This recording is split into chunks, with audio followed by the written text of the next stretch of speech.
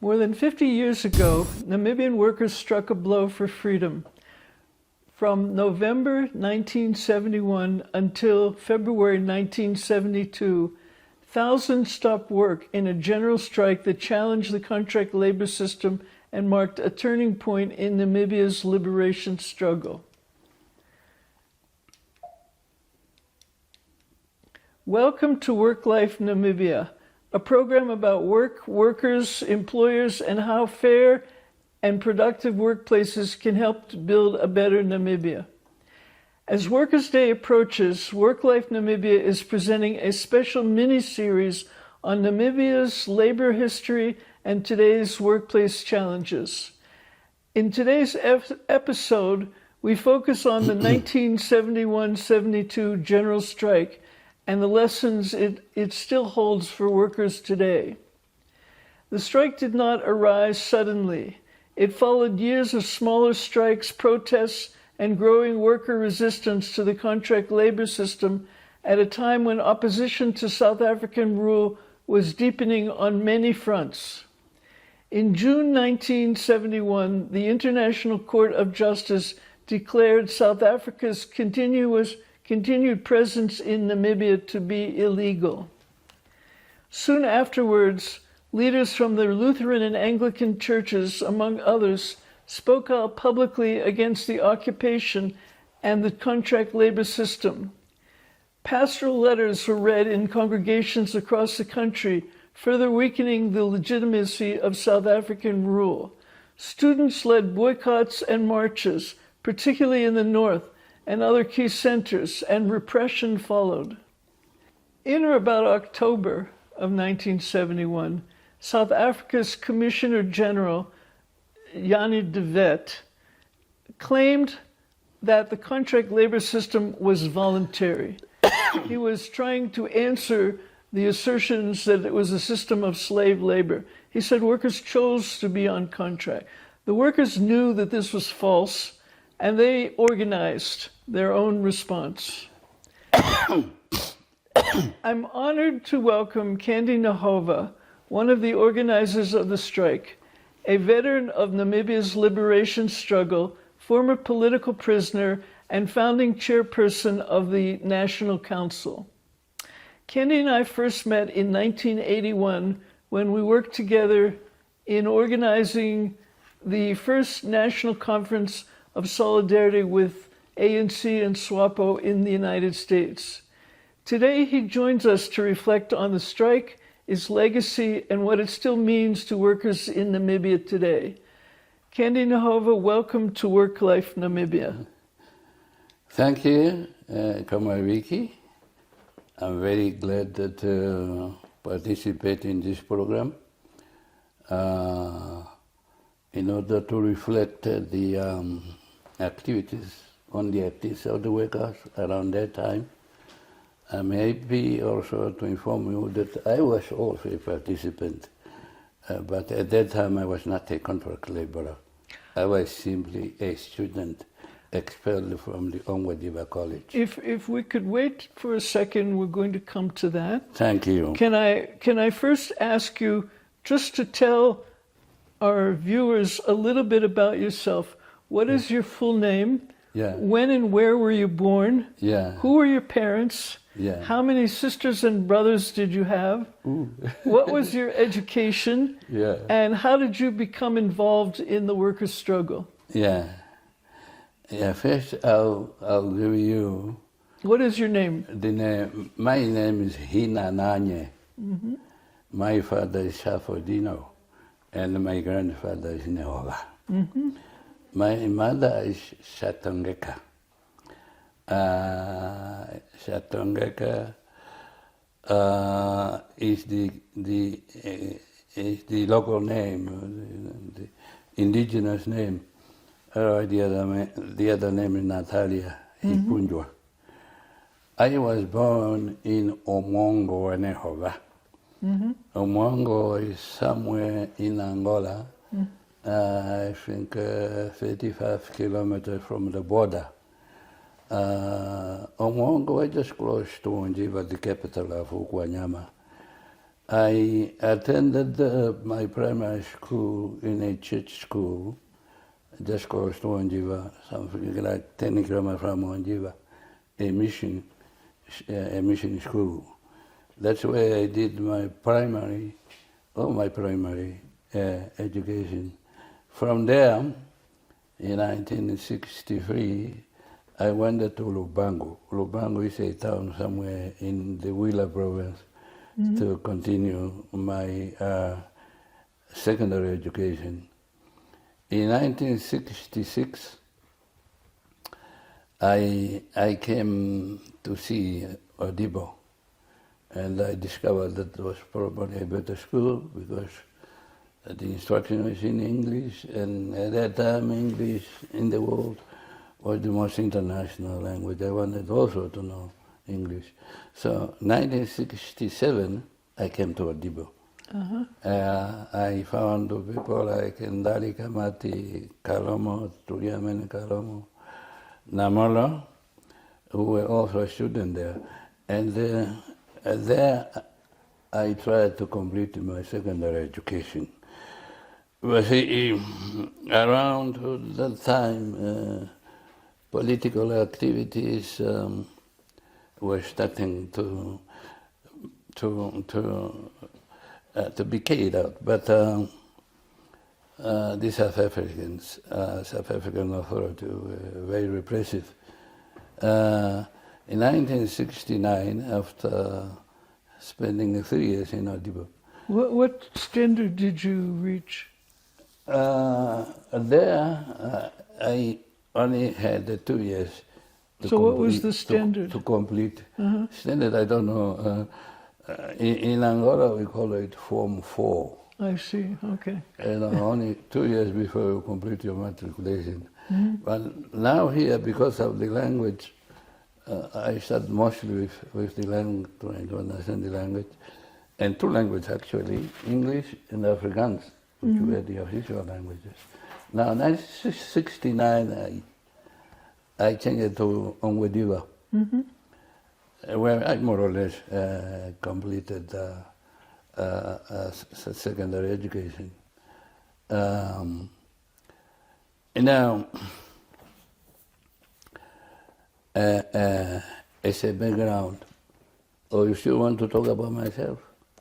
Well, I want to know how you became involved in the workers' struggle. Yeah, very good. Let me give a little background. Yes, please do. Yeah. After the launch of SWAPO's armed struggle in 1966 at Onguluwambashe, the political activities were basically banned. SWAPO was also basically banned. If you talk about SWAPO, just the name mentioning SWAPO, you can end up in jail, or you can end up in a lot of trouble. So, but as students, in particular senior students, we continued our activities. Were you members of SWAPO? Yes, I became a member of SWAPO actually in 1967 at Odibo, because students there were very active in politics, and some of them actually were also participants of the strike, in Onguluwambashe, but they were not known. The person who made me join SWAPO was also a participant of,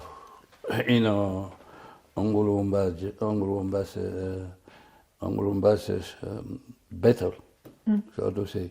So, yes, the authorities were very repressive, but we were very insistent that we need liberation.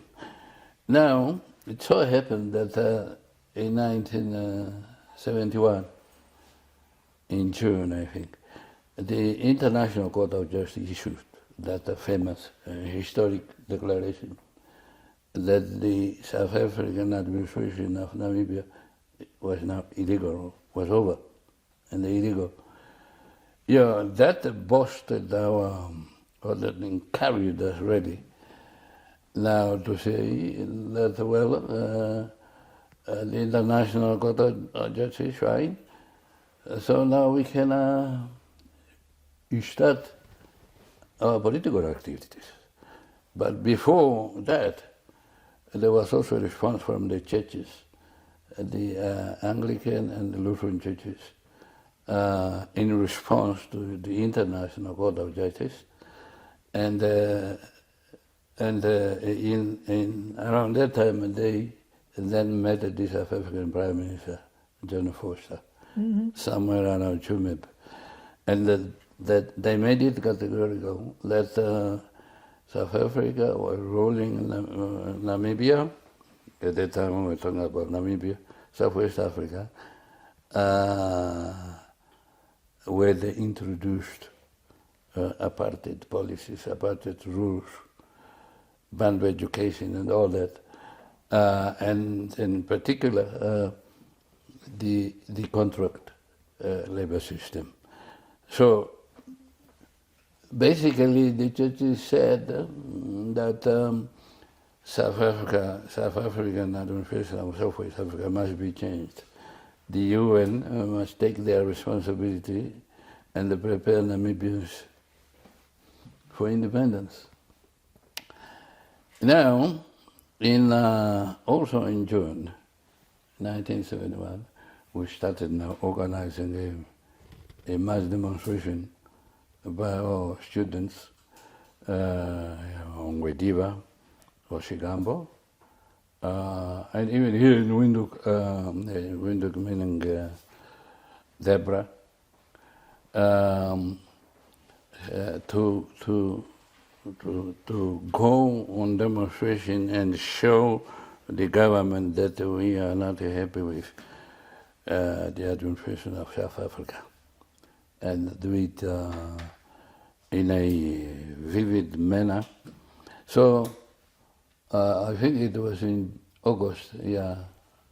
It took us 2 months to organize this struggle. And when we were organized as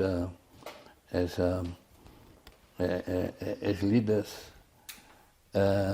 we said that I know young students should not know about this until it's ready for us to go. And it went very well. The teachers were a bit worried, and they called us to tell us why they were worried. They were saying maybe we will be arrested and put in jail, or maybe the school will be closed by the South African authorities. But we had support from many of them who said, well, the students know that, but they decided to do that, so let us allow them to do whatever they decided to do. So we marched during the night from Ongwediva. It's a distance of, from Ongwediva to Ondangwa, a distance of about 50 kilometers. Mm-hmm. We marched orderly, and what was a lot of people? It's a lot of people. We are about 1,600, because it's not only the college. There was another vocational school somewhere nearby Ongwediva, and they joined us. And then other schools too, primary school, maybe both joined us. And we went to Ondangwa. Early in the morning, around 6, 7, we surrounded the offices of Jannie de Wet. Uh-huh. No, Jannie de Wet, as you said, was the Commissioner General of South Africa for the indigenous people of Southwest Africa. So he was the #1 governor of Southwest Africa, so to say. So we went to his offices, and he ran away, and he pretended that he was not in town, but we knew he was in town. So, but there were two individuals there, officers, but we found out later on that those were just policemen. Yeah, but then we asked them that we have a letter, we have a document that we want to be given to Mr. Devet. What was in the letter? Just a denunciation of South African policies in Southwest Africa, in particular the contract labor system, the ban of education, and generally the problem of life in general for the blacks, and the ban of standard or read on pipeline. So after we read the letter there, the letter was read by Comrade Tuli Ivera and the Comrade Gottlieb Nakambo. Nakambo is no more, Tuli Ivera is already there.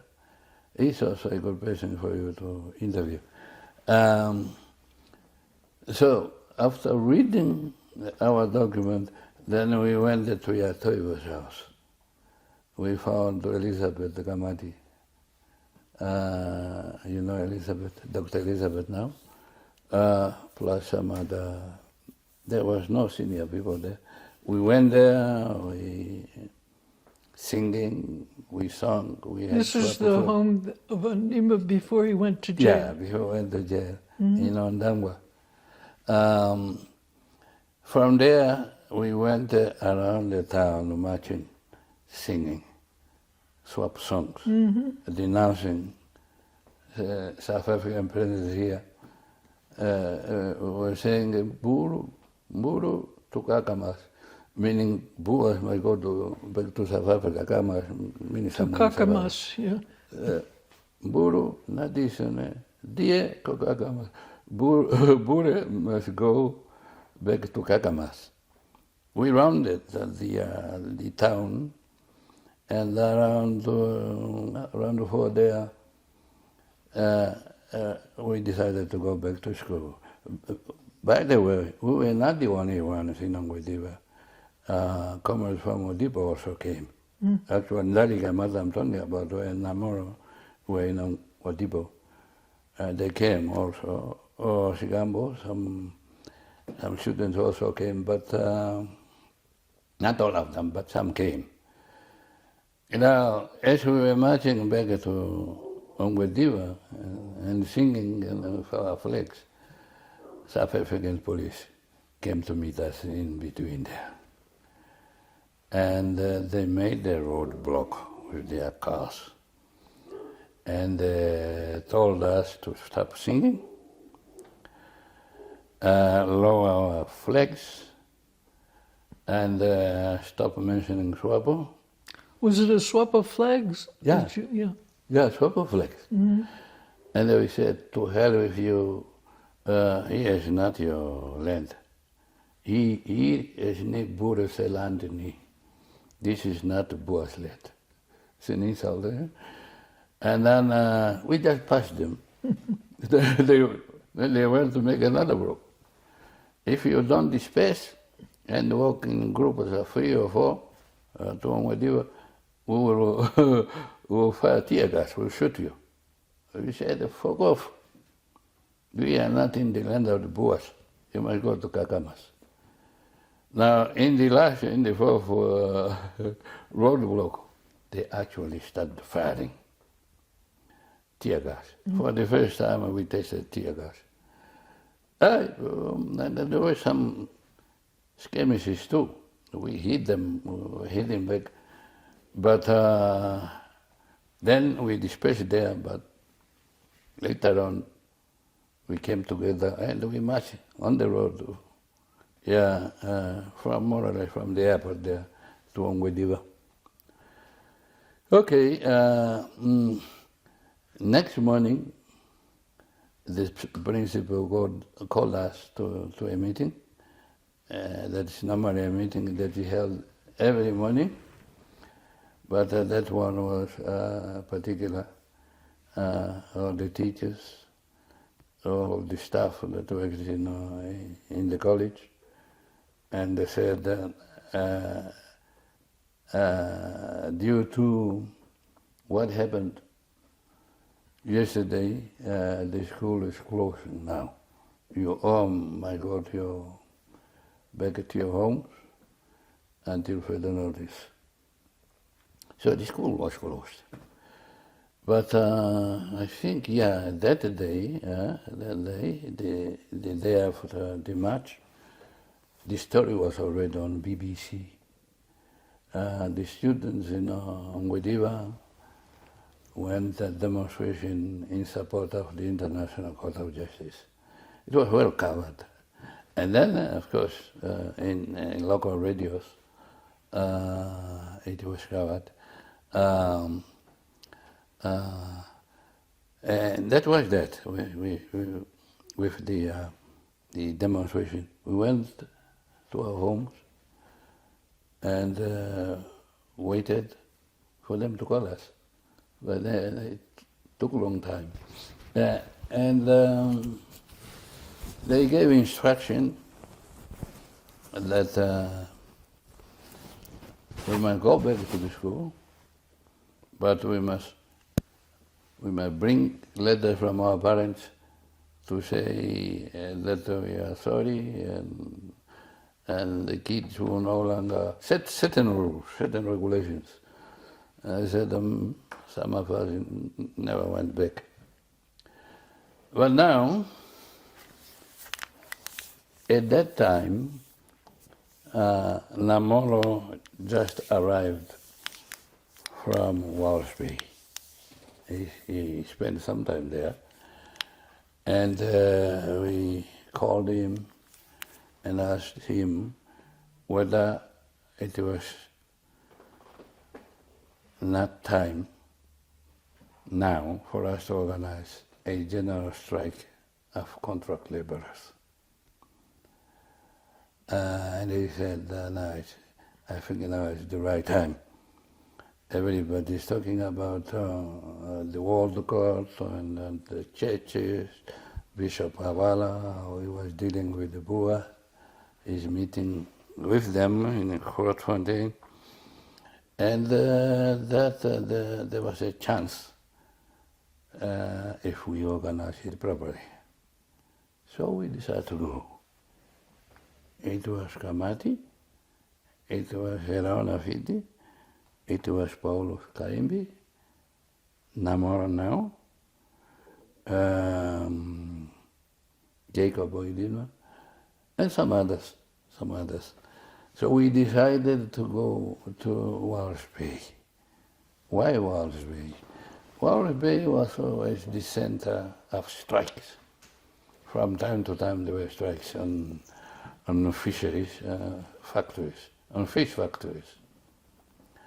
And we agreed, okay, we can start there. And here was Bay as our base. Thanks. After all, we had, thank you. Yeah.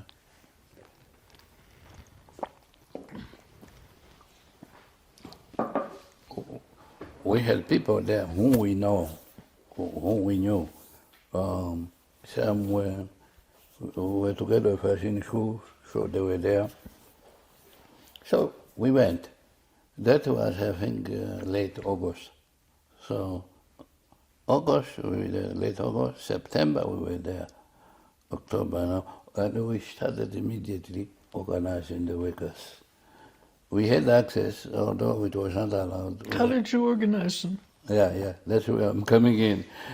First, we saw workers individually, in particular those we knew, and they gave them the idea that, look, you are in this misery, you are not paid well, you are not respected, You are on contract, you are not even allowed to go back home when there is a problem, and you are not even allowed to be visited by your relatives, your wives. So why don't we strike in order to have the situation improved? And then they asked, how do we strike? And so we just leave. Leave the workplace, leave this compound here, and say, abolish that contract system, otherwise we will not come back to work. And we knew at that time, we knew that the whole country was, the whole economy was being led by the Ovambos. Mm-hmm. The Ovambos were doing everything almost, from Orangemundo to Ondangwa. So they said they agreed to establish a committee, I think of 12 people, I don't remember very well. We were all involved. And we chose a chairman, a person who was very popular. His name is Aufiku, Lazarus Aufiku. He was well known as a wrestler, the Ovambo wrestling. Is a bit different from the normal wrestling you see in Europe. But he was the champion, he was very good. Shikalepe Aufiku, very known and very respected by the workers. So we made him chairman of that committee. There was another one who was also very popular. I don't know, but he was not a boxer. George Shikololo. They were all from the area from Afodibo, somewhere there. Yeah, so George was his deputy. And then we said, well, okay, we'll meet the workers first, we'll meet them in groups so that they understood well.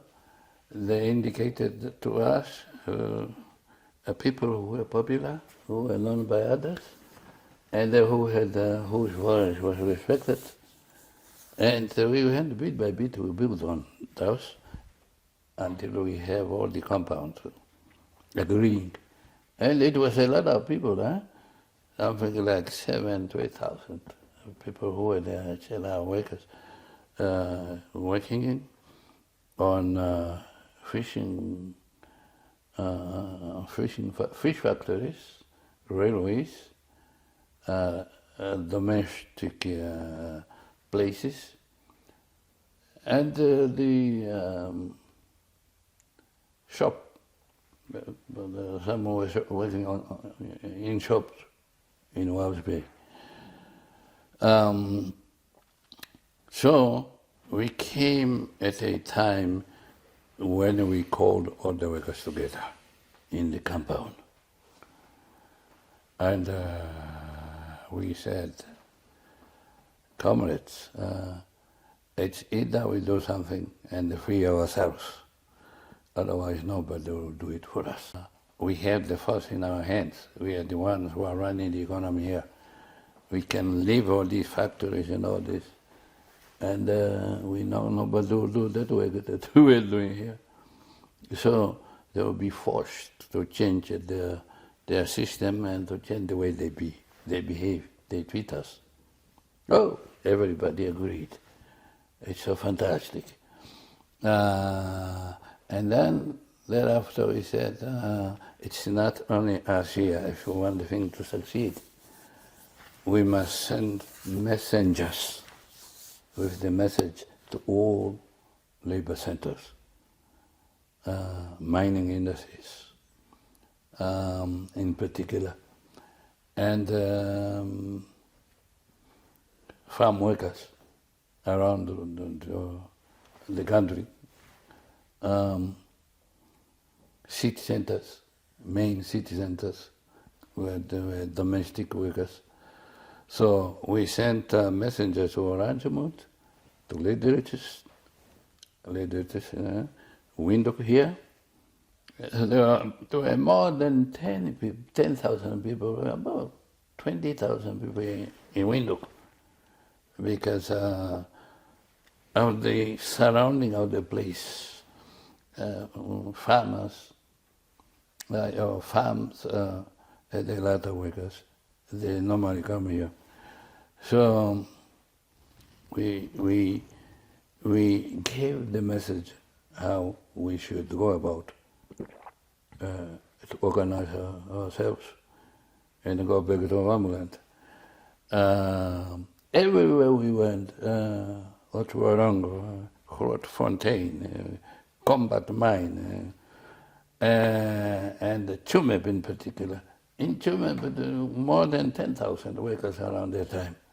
There were two compounds, two working places, the smelter and the mine itself.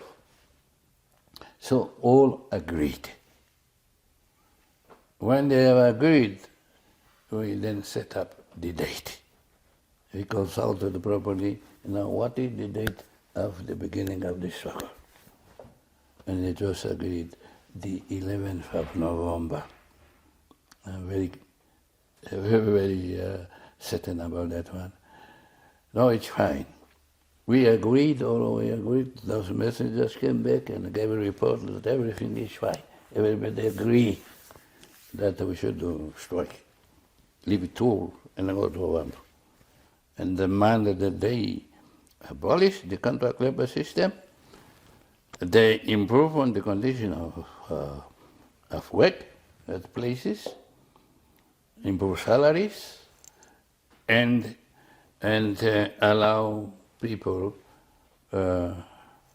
movement to contact each other, the families, and allow us to choose the type of work that we want. Kandy, to help younger listeners understand the world that workers were living in at the time of the strike, can you briefly explain what the contract labor system was and how it affected ordinary Namibians and their families? Actually, the contract labor system is a system of contracting people to work in the so-called police zone. Police zone is Safa for Osivelo, because for Osivelo that was the Bandustan for the Ovambos. The labor force in Southwest Africa, not only Southwest Africa, also Southern Angola at that time, was in the north of Namibia, south of Angola, and the Kavango, also a bit in Caprivi. Now, in order to get the workers to work on, in the industry, mining industry, fishing industries, and so on, domestic places, you need to bring people down south. But then white company or white agencies, South African agencies, basically apartheid agencies, organized themselves South African capitalist individuals organized themselves, organized agencies that would recruit young people, capable people from the north, from these areas, but under a certain contract, strict contract. Yeah, they set up a recruiting center in Ondangwa and in Grootfontein, also in Rundu. Those were the main recruiting centers. Now, what happened is that the owners of the industries here down south would request those agencies. One of them, the most important one, was called SWANLA, Southwest Africa Native Labour Association. That was the biggest. And that was the one who was operating from Ondangwa and Grootfontein. The other one was called WENELA, Wetwaterrand Native Labour Association. But they were doing the same thing. But that one in Rondo was recruiting people to go to work in South Africa, South African mine, Johannesburg, and so on, and even Cape Town. But also Southwest Africa. So you enter into a contract. You sign that contract to say that you want to do a certain work in the police zone for a period of, say, 6 months minimum, and 16 months maximum. But there were exceptions where a person would stay at work for 2 years. And during that period, you are not allowed to go back to your place where you came from. Were you allowed to quit? Or allowed to quit? No. You're not allowed to quit? You cannot change. You cannot allowed to quit. What happened if you quit? They will arrest you. Uh-huh. They can even kill you. So it was a crime. That's a crime, yeah. And you are not allowed to be visited. No family can come suffer, no. And you also, if there is a problem, you cannot go there. You cannot be visited, you cannot go back and visit. So the families were separated too? Yeah. So you must stay there until you finish your contract. Mm-hmm. And but then it's slave work really. The salary that's given, it's meager. In particular to farm workers, it's slave. And there was no security. The bosses who recruit those individuals would behave the way they want. Many people got killed on those farms. Killed? Yeah, got killed. But in the town centers, it was a bit okay because it's a concentration of many people. They cannot be too harsh and they go to that extent of killing. But on the farms, they killed a lot of people. So which were the main centers? Chumeb was a small town also, but recruited a lot of people. Grootfontein, Windhoek, it was also domestic workers. Walvis Bay, it's fisheries. At that time, the fish factory was is it on shore? Were the domestic workers primarily men? Yeah. And now women were not allowed to go. It was only men? It's only men. But in general, people were not allowed to cross the Banustan and go to police zone, in general. But, well, there were some who succeeded, found a way, and be around the so-called Mwiti, people, blacks who lived in towns.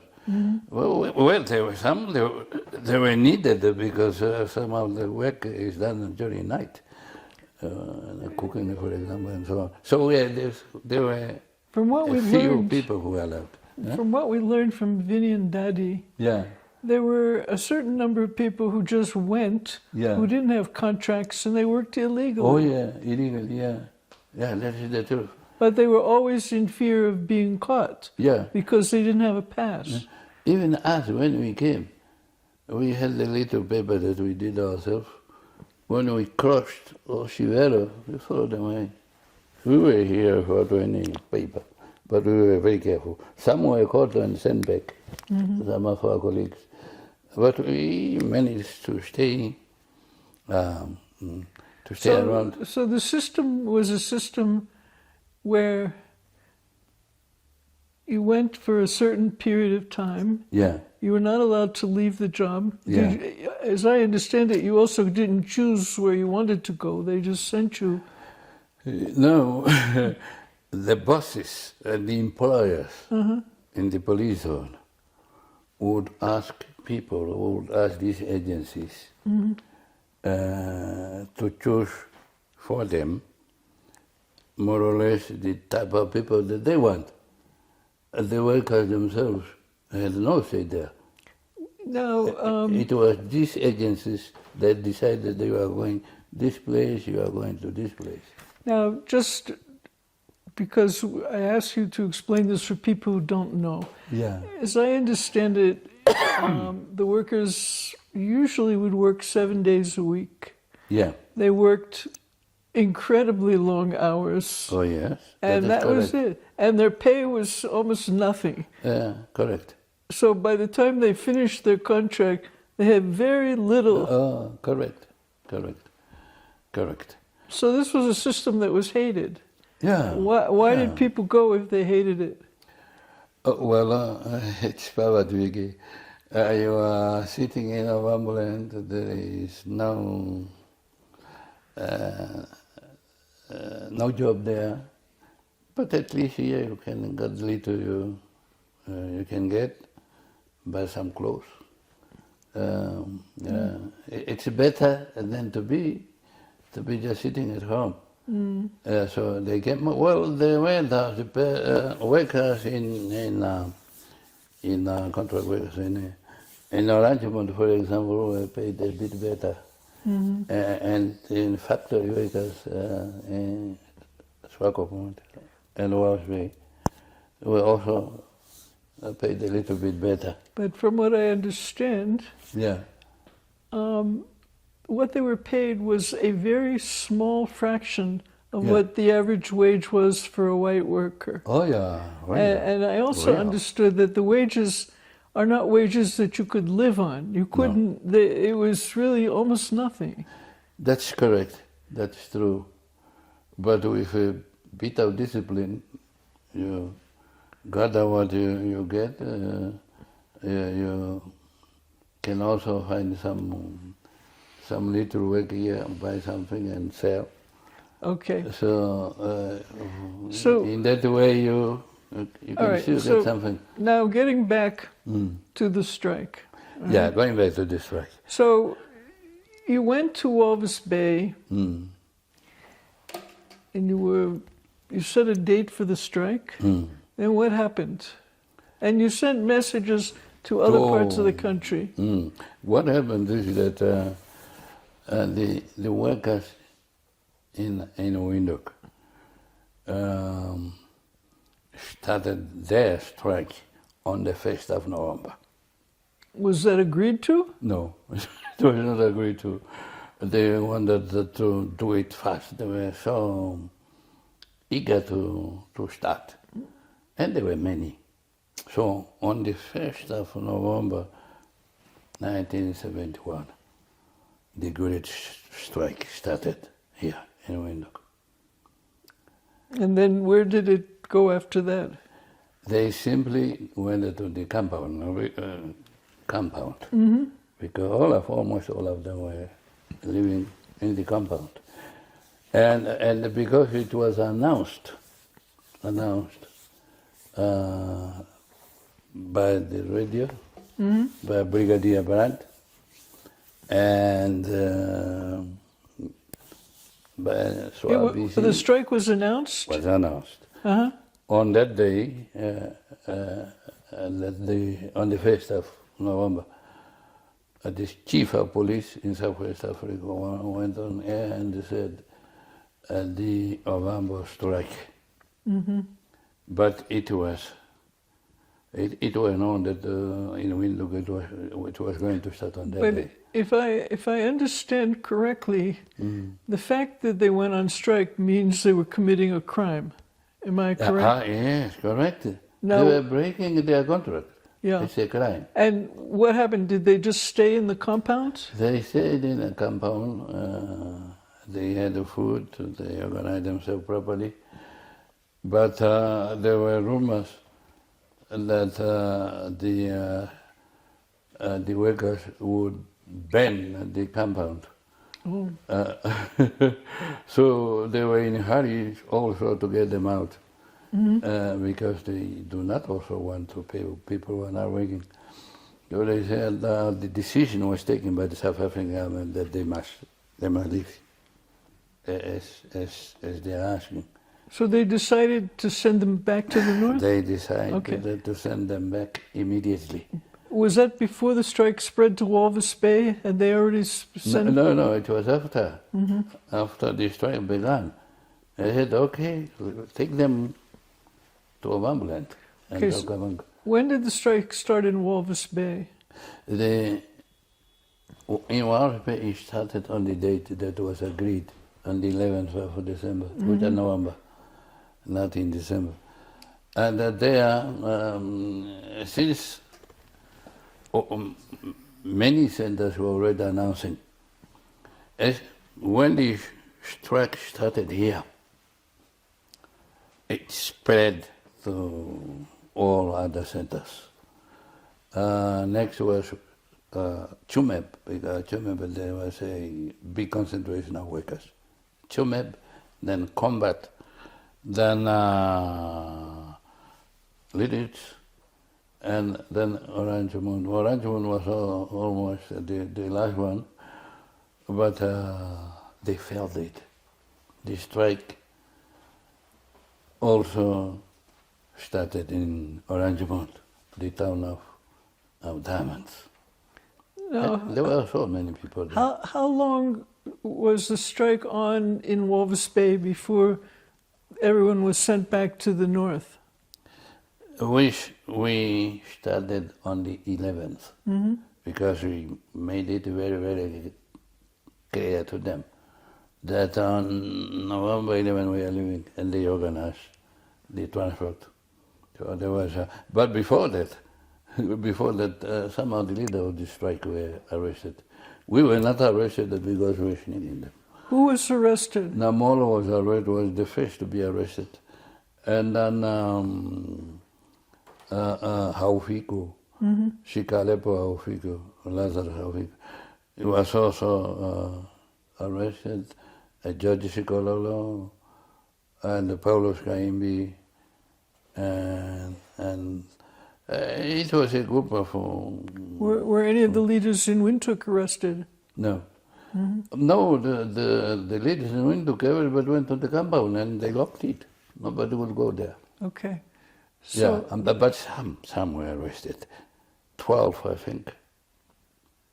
Yeah, 12 individuals, some of the leaders were arrested and tried. But the 12 did not succeed. It was at the time when, who was this?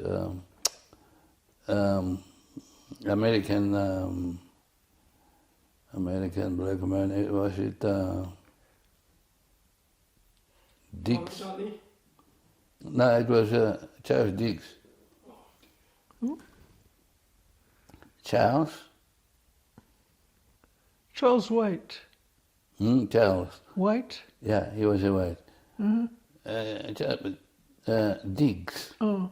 Yeah, he came here to witness the struggle. I mean, to witness the trial. Yeah, that was after many people left. But now, just getting back to the time when the strike was on. Yeah. As I understand it, there was a meeting in Walvis Bay, and somehow the South Africans pulled in Reverend Awala. Yeah, Bishop Awala. The Bishop Awala. The South Africans tried to cheat Bishop Awala to come and calm down the workers and persuade them to leave the strike, to desist from striking. So Awala came with his assistant, and we met in the compound. all the workers. It was only Sunday, I think, or Saturday. It was a holiday.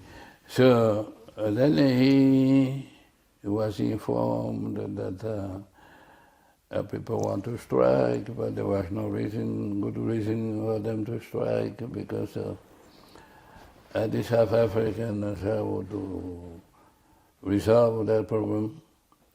And then we said no. We met the bishop before we went to the compound.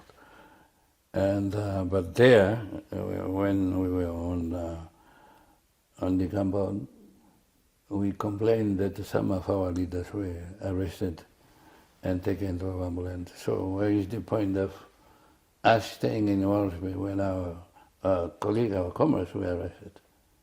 And then he said, oh, some of your leaders were arrested. He said, yes. And we get the names. Namor, frequent. I said, no, if that is the case, I will not say anything. I will not advise anybody of you to strike or not to strike. You do as you wish. So yes, we started praising him, and he left. They left. So the next day they left. I stayed in Walsby, of course. Some of the leaders stayed in Walsby. Why did you stay? Huh? Why did you stay? No, that was not the plan. Actually, let me tell you this. This whole thing of the strike fundamentally is not about the labor in particular. It was political. We want to tell the workers that if you don't fight for yourself, you will never be free. So we wanted a situation in Namibia or Southwest Africa at that time where at least there is communication, because one of the demands is that there might be contact between the workers and their families, and that people should move freely. Freedom of movement is what we wanted in particular, so that they were able to come here and mobilize for SWAPO. We were all members of SWAPO at that time, because the students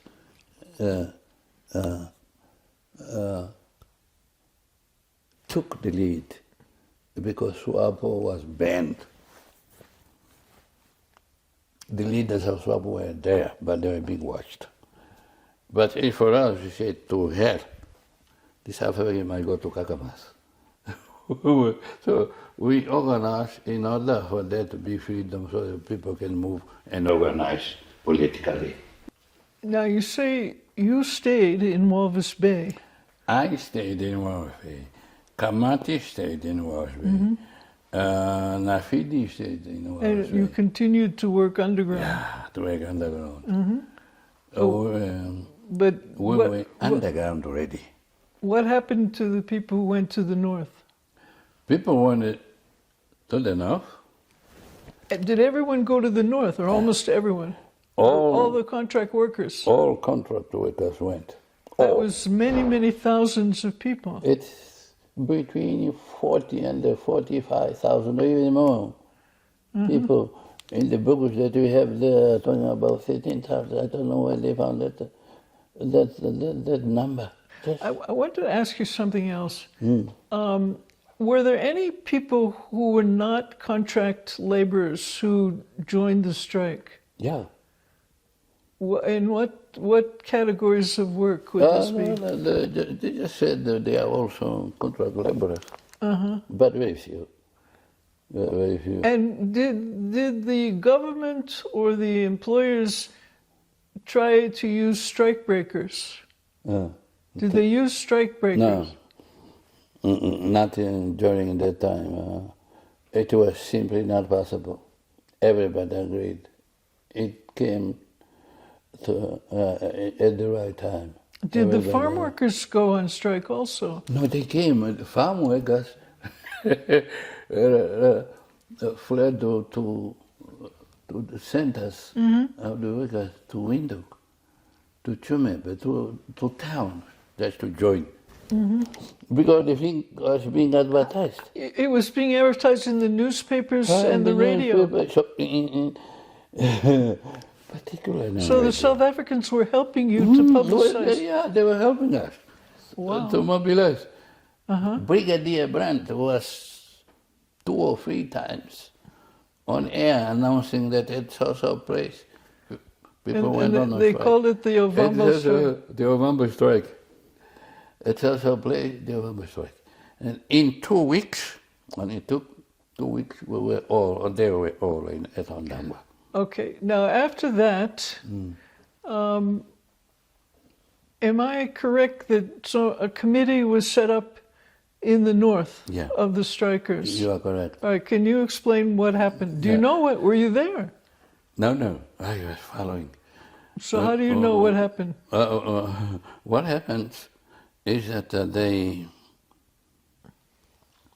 were taken to Ondangwa, because Ondangwa was the center of recruitment, and they organized a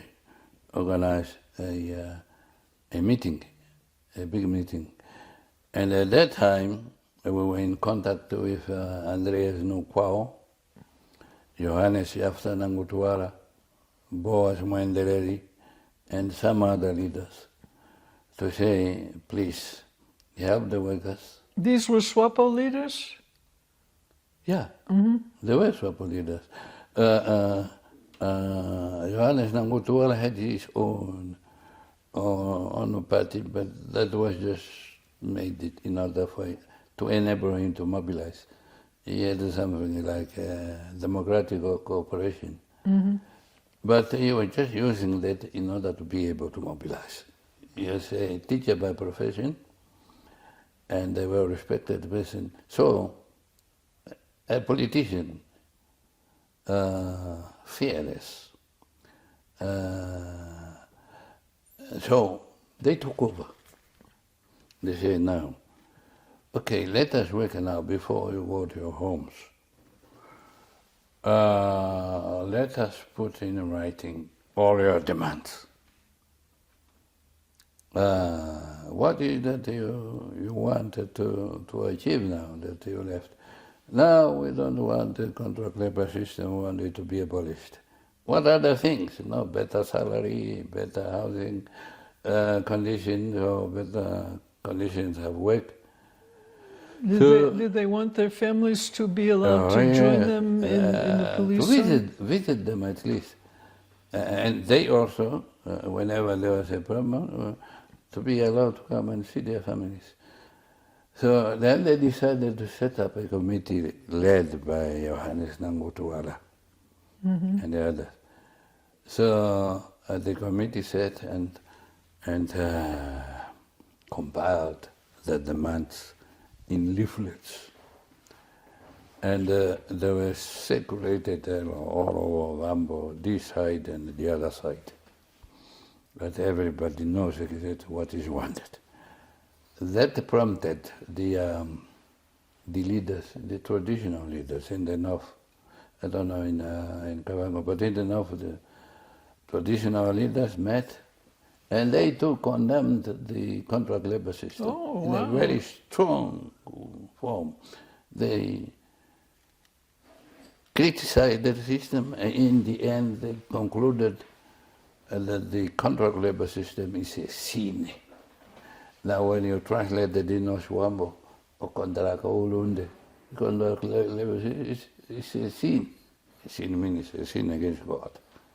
So again, the worker had that support. The church, more or less, were together with Nangutuala. And then the South Africans organized themselves and they called a meeting for the traditional leaders and a representative of the workers and the Wills, Swana, I went to meet in Grootfontein. Around that time, that was in December, end of November, beginning of December, the economic life in the country was completely at standstill. Nobody was able to do anything. No driver could drive. The Obama were doing everything. No cleaning of the streets. No cooking for the buses. No. Nothing was moving. They were simply crying, in particular the German buses. Ai mai November, ai mai November.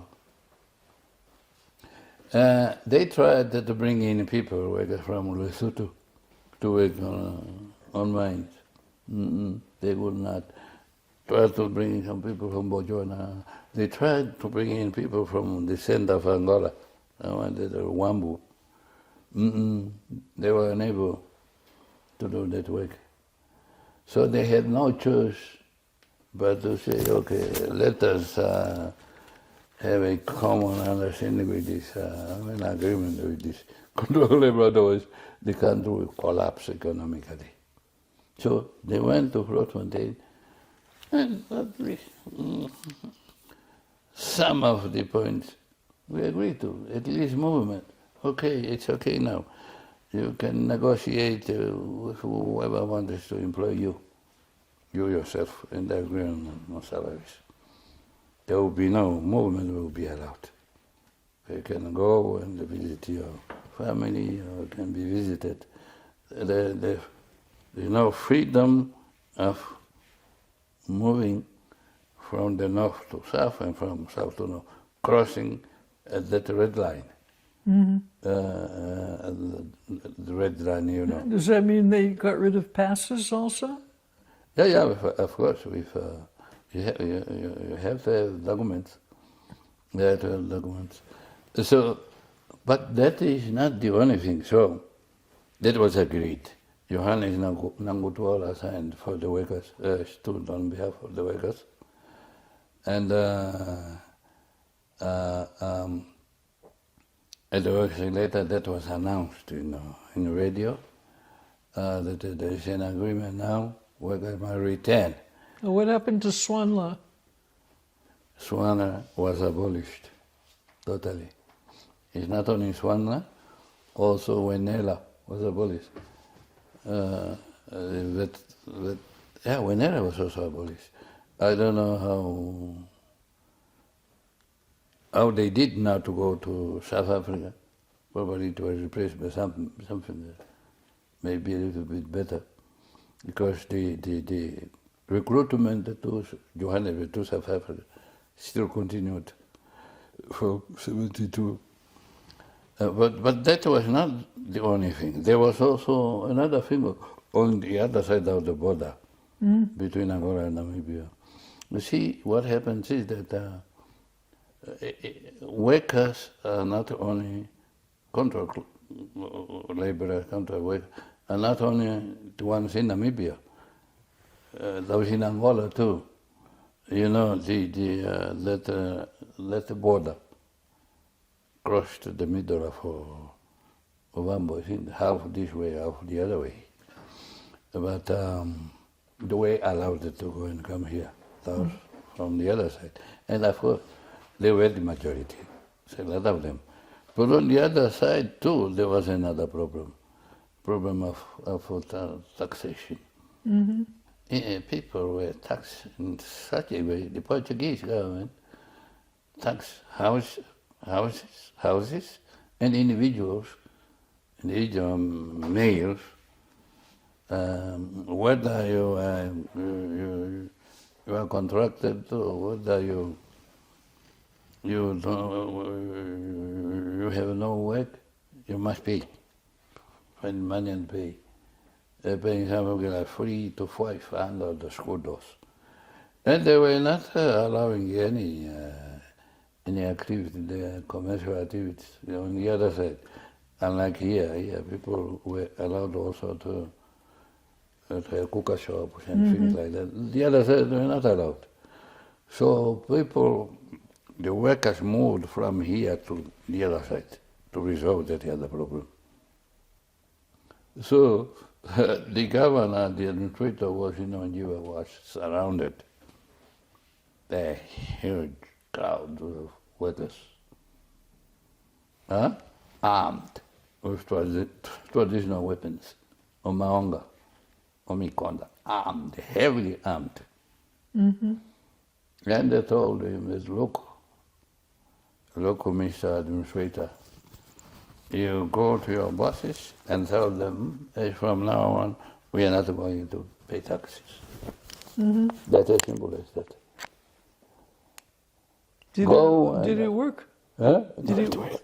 No, he went, of course. He went quickly to see the Governor General. Then the Governor General was a military man, the boss was a pilot in fact. And he knew exactly what war means. So when he heard that there was a strike in southern Angola, so he came himself by plane. And he found the crowd was there. And I said, what is the problem? The problem is the tax. We cannot pay tax. We used to go to Southwest Africa and get some employment and pay your taxes. You don't pay us anything. So we are now dropping the taxes. But you are armed. Be careful. We know you Kwanyamas are good fighters, people of Mandome. But the war today, the war of Mandome did not employ planes. But today we have planes. You both said, no, you seem not to be serious. We don't want to hear from you. We want to tell you that from today, no more tax. So after these things happened, was that the end of the strike? Yeah, after all that, then he went to Portugal, of course. The governor flew to Portugal, and in Portugal he was told, give them whatever they demand. We don't want another front in the south, another military front in the south. Give them. So that was ended. So it is two things, contract labor system and taxation on the other side. And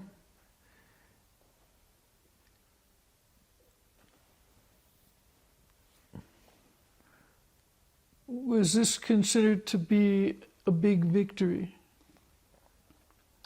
This was a major breakthrough. A milestone.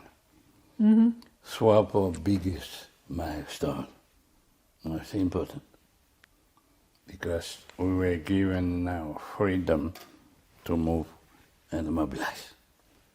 And the contract, no, SWAPO was OPO before, yeah? It's about to contract labor system. SWAPO did not fail to break the contract labor system, but we did that. It's a milestone. And after that, we knew exactly what we were saying. Now we try to go abroad and join the armed struggle. Many others went, the students from Mugwediwa. Are you saying after that many of the young people went to join the armed struggle? Yeah. And did others return to jobs in Walvis Bay? You mean students? The contract workers, no. Yeah. Thereafter, no, they returned. They returned. And, was there any improvement in their conditions? A bit. Any improvement is always good. First, you are allowed to negotiate with whoever wants to employ you. Second, you are allowed freedom to come and visit your place. Third, the salaries were improved, all salaries. And then the psychological impact of the victory. And they tell her, by the way, it was well publicized also outside. At that time, it was Vicki and Daddy who was announcing on Radio Tanzania. Oh, it was so perfectly well done. And everybody was listening to I don't know him. if anybody, does anyone have tapes of those recordings, of those announcements? I think the South African have them. In South Africa? Even in shop, I don't know. You can go back and ask Daddy. Well, Vinny and Daddy, of course, was the first chair of OPPO and then SWAPO in Walvis Bay. Yeah. So for him, this was, I'm sure, I don't know what I can say, it was a continuation of his work. Yes. Oh, yes. He was encouraging us, do this, go on this, do this. He was educating us from Dar es Salaam. On the radio? On the radio, yes. Oh, what was he saying? He was don't go back to work. They must first abolish that bloody thing. Yeah, the mother, you have the right. You know, these people have no longer have the authority to rule you. The UN said so, or the court said so. So they no longer have that power. Now, you say many people left the country then to join the armed struggle. Oh, yeah, particularly students from Nwediva and Odibo. So But what happened with the virtual banning of SWAPO? Was SWAPO able to function after that in the country?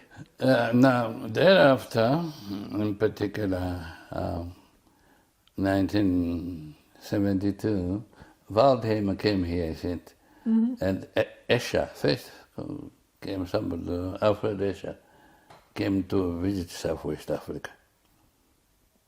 Or who was first? Yeah, it was Escher. And when he came to visit Walvis Bay, the youth there, led by Keshi, Pela, and Nathanael, organized themselves. And they called themselves SWAPO Youth League. That's where SWAPO Youth League In Walvis Bay? In Walvis Bay. So it is a product of the strike? Yeah, because no, SWAPO was still banned. Talk too much about SWAPO. Only Mahuriri because Mahuriri was organizing SWAPO meetings. But at a point he too was intimidated strongly, and I stopped a bit. So when Asha came, people who wanted to see him, he went to see him too, but then the youth said, no, we also want to see you because we are the youth. No, but I want you. No, we are the SWAPO Freak. So they went in the name of SWAPO Freak. That's where SWAPO Freak started. Yeah, and that was in 72. But then the activities moved north in particular.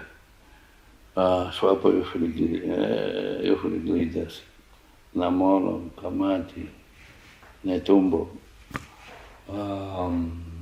Daiponofi, and many others, and the leaders too, Shwambi, Nathaniel Sumberasu, and the others. Johnny Howard was also kicked out of Tumen. So, and there, they started moving. 1972, 1973, SWAPO Youth League was formally adopted as a youth organization, and the leadership was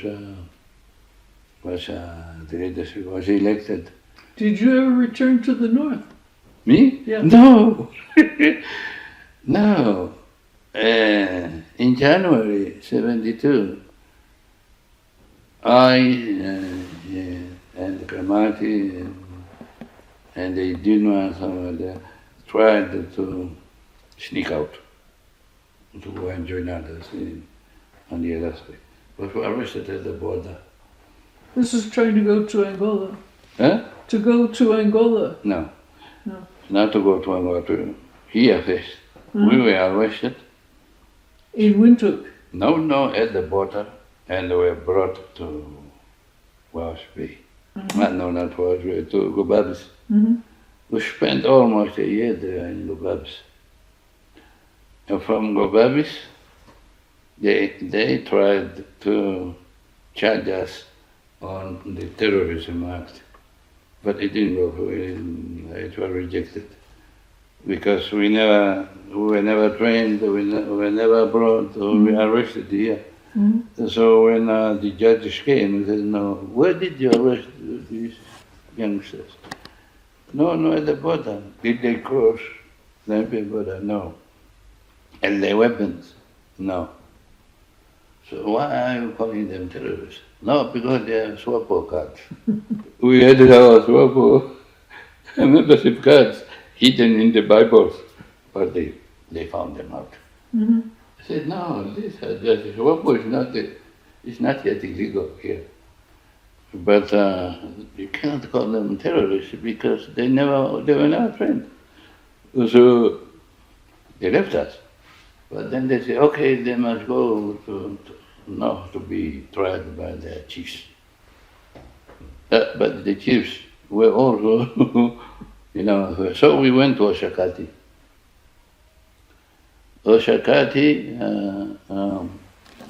Others were told to go to their villages.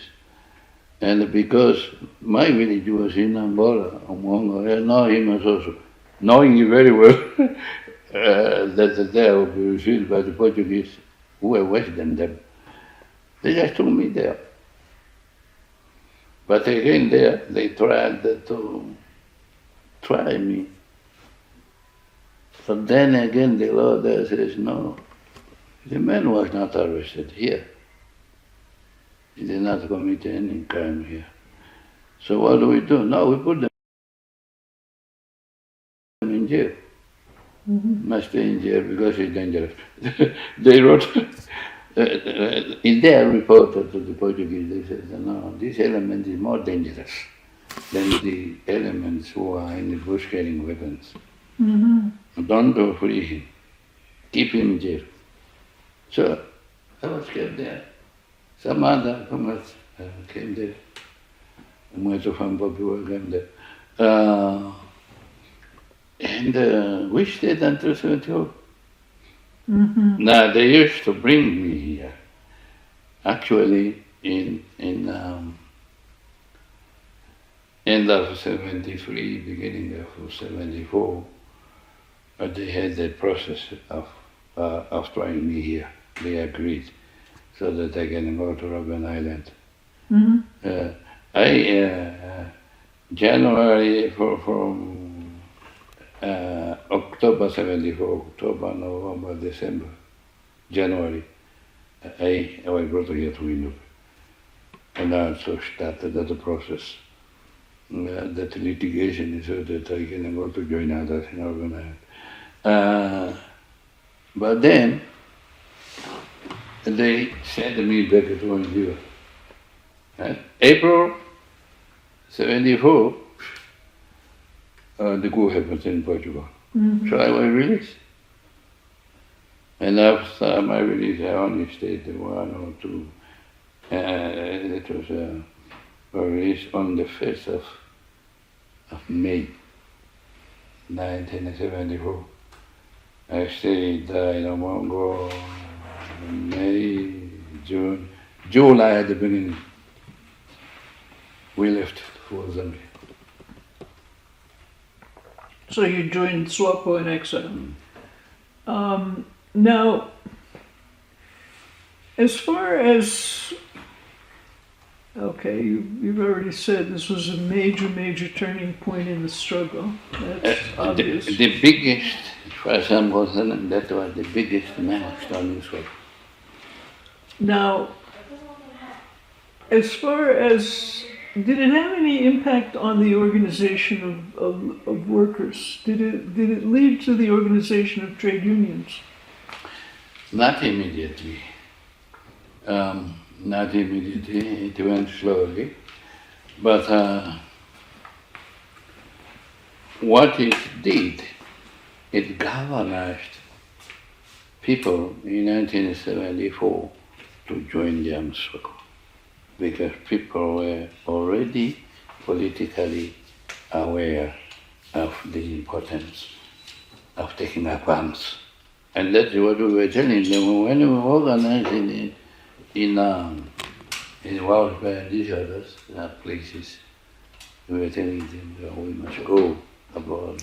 Did it also give courage to the people who were inside the country who didn't leave? Huh? Did it also give courage? Of course.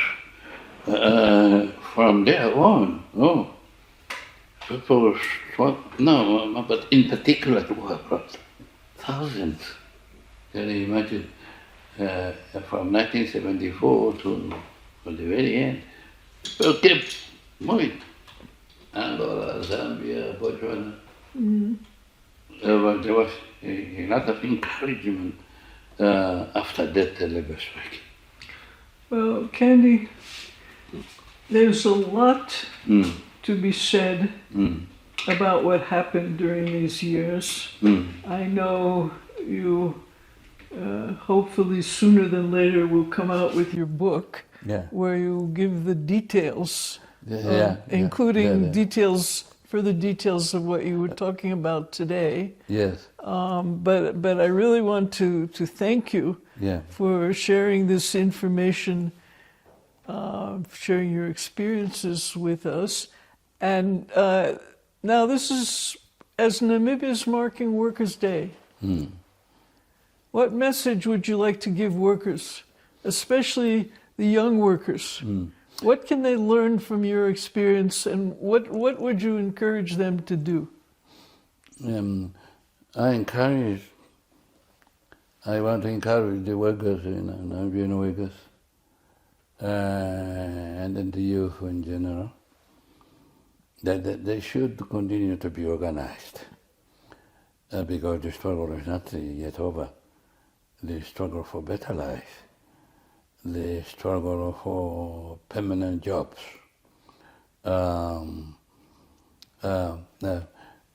They have all the rights under law to defend what was decided in the law. So far, there are laws here, you know them better than I do, that protect the workers. But from time to time, I hear about injustices that are being done. But now, in independent Namibia, the workers are protected by law. So they might know those laws and defend those laws that protect their lives. It's okay. The struggle is not yet over. The workers might be organized in various sectors of the economy, so that the benefits of independence really benefit in general, also benefit them as workers, because that was the intention of the contract labor system. One of the demands. So they must continue to be organized. These days, I don't hear much about the National Union of Namibian Workers. I hope it's not completely dead. But that umbrella organization must still a reason to exist and organize the workers to defend their rights. Well, I thank you very much. And to those who have watched, who have joined us for this episode, thank you for joining us. We will continue. Good night.